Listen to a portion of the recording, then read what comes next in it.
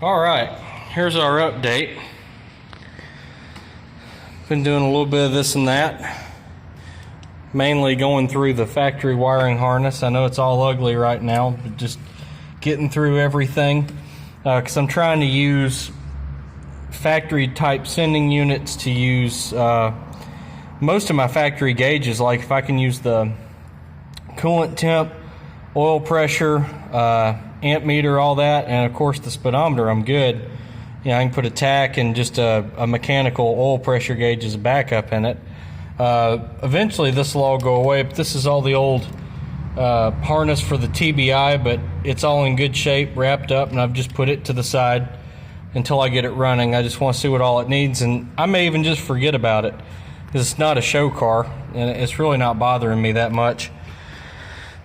One thing I did run into, this is my body harness, get that out of the way. You notice it doesn't have a cooling fan on it right now.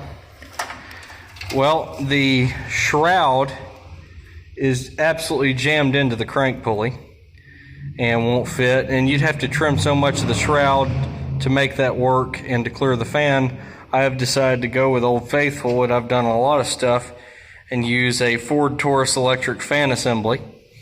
The Ford Taurus fans are a 2-speed fan. Low speed, they're 3,000 CFM, and high speed, they're 4,000 CFM, so they flow plenty, and they come with a shroud. I have a new radiator, but I've been using an old one to mock up. I'm going to make brackets and everything that bolts it to, but as you can see, let me get that set in there. They fit pretty well. I use them on a lot of stuff. The only thing I did use out of that TBI harness was the ground. I grounded it just to be safe, because I know sometimes harnesses are weird if you don't use all the grounds. Slowly but surely getting there. I'm going to have to get some short bolts for the water pump pulley since it doesn't have a fan on it anymore.